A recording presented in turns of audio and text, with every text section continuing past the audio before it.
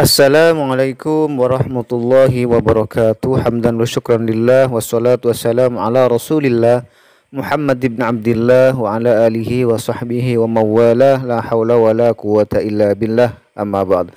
Ya, selamat berjumpa kembali ikhwan bersama kami di channel Kampung Idaman, dan semoga kita selalu berada dalam lindungan Allah, amin amin ya rabbal alamin. Dan dalam kesempatan kali ini Al-Fakir ingin membagikan sebuah video, yaitu persaksian dari seorang mu'alaf cantik, yang mana mu'alaf ini dulunya punya persepsi kepada Islam bahwasanya Islam adalah agama yang tukang pembunuh dan teroris, sehingga pada akhirnya alhamdulillah beliau memeluk agama Islam. Bagaimana kesaksiannya? Mari kita simak bersama-sama. Bismillahirrahmanirrahim. Dulu ya, persepsi Mbak Puput terhadap Islam itu kayak apa? Sebelum mengenal Islam? Sebelum mengenal Islam, jujur ya Ustadz ya.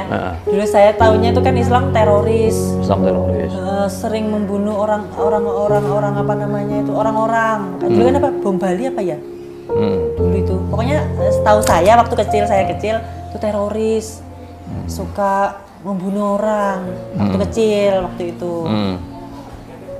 Bagaimana dulu ceritanya Mbak Puput menemukan Islam?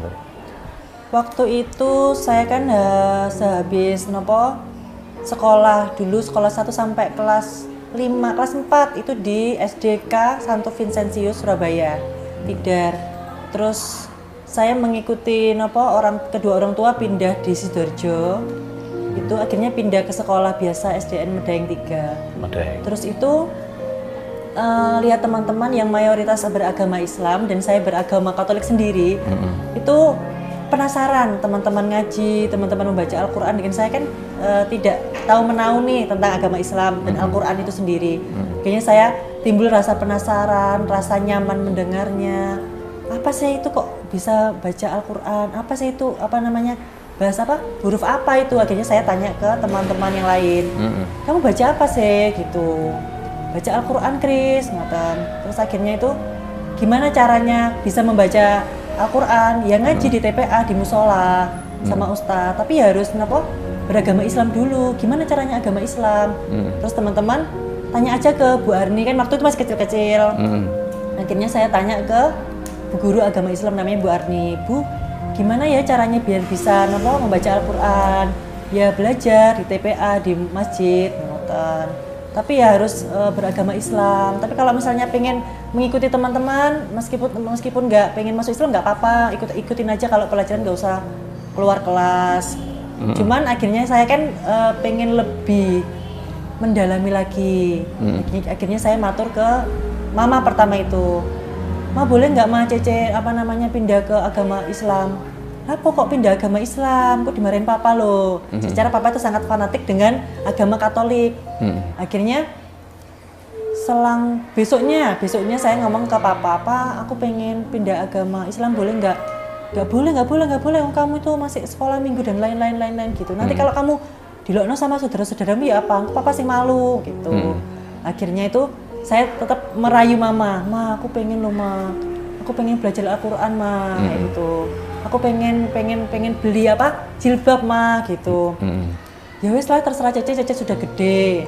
Nah, terus gimana caranya? Akhirnya itu ada teman kecil, teman bermain tuh ngasih tahu namanya Mbak Har. Mbak Har gimana Mbak Har? Ustadzah ngaji di TPA. Gimana nih, aku pengen masuk agama Islam. Tapi Mama sudah menyetujui. Aku pengen masuk Islam, aku pengen mengucapkan kalimat syahadat. Akhirnya dikenalkan sama Cak Ipin, waktu itu Cak Ipin, ustadz yang biasanya imamin masjid di dekat rumah. Akhirnya sore saya naik sepeda ontel sama adik saya berdua itu ke musola tersebut, akhirnya mengucapkan kalimat syahadat berdua Ustadz. Akhirnya besoknya itu ya, besok ikut ngaji ya, ikut ngaji di TPA itu, Iqra 1 paling gede sendiri. Akhirnya itu kan saya agak malu ya, akhirnya sama mama diprivatin di rumahnya Ustazah. Apa kemudian reaksi keluarga setelah Mbak Puput berislam? Ya kalau dari keluarganya papa tentu, kamu kok kayak gini sih Put, Cece aku ngene iki lho, anak epeng ku lho mlebu Islam. Papa saya kan panggilannya Cina ya di keluarganya. Anak epeng ku lho mlebu Islam. Ya apa sih puput iku gini. Akhirnya saya waktu itu udah malas ke rumahnya oma. Kan setiap minggu kan emang sekolah minggu diantar ke sana. Akhirnya karena saya dikata-katain sama sepupu-sepupu saya, akhirnya enggak apa aku malas di rumahnya oma aku. Akhirnya selang saya sudah mantap, saya nggak malu. Akhirnya malah saya berdebat tentang Islam itu sendiri. Oh aku ki agama Islam enak kok, aku mantap kok. Kenapa dengan agamaku? Akhirnya saya selalu berdebat tentang itu sama sepupu-sepupu saya. Menjawab gitu ya. Dulu saya nggak berani karena saya malu. Kamu tuh gini. Aku kan ya namanya anak kan di kata-katain sama, misalnya ada 5 sepupu saya banding 1. Adik saya kan masih kecil waktu saya, jadi adik saya diem aja, ngikutin Cece kok, gitu. Tapi akhirnya saya berani, ini agamaku lapo, agamaku Islam apik kok, gitu. Sejauh apa reaksinya papa? Papa itu ya nggak terlalu marah, cuman tuh kayak kecewa gitu, Ustaz. Kok kamu itu dari keluarga seperti ini, kok masuk Islam? Cuman aku ngasih pemahaman, Pak, Cece sudah besar. Kan aku pengen menentukan pilihanku sendiri, masa nggak boleh sih Pak, tak gituin. Daripada aku masuk Katolik tapi aku gimana ya, nggak mantap, buat apa? Akhirnya saya kasih tahu belajar puasa, sholat. Akhirnya papa mengalir itu, akhirnya papa nggak apa-apa. Cuman papa nggak bisa untuk pindah ikut agama Islam, menghargai. Gitu. Menghargai tapi nggak bisa ikut. Jadi tidak ada misalnya dimusuhi nggak ya? Enggak, cuma dia musuh mungkin sepupu-sepupu yang kecil-kecil itu. Sama oma. Cuman dia ngata-ngatain gitu loh, Ustadz. Kamu kok pindah seperti ini sih, gini, dosa loh kamu. Kamu tuh gimana, pokoknya seperti itulah. Cuman saya akhirnya dari pertama saya kayak malu, ngerasa ya Allah kenapa kok diginiin. Tapi akhirnya saya ya biasa, akhirnya ya berdebat tentang agama. Lalu setelah melakukan perbandingan, apa bedanya, Mbak?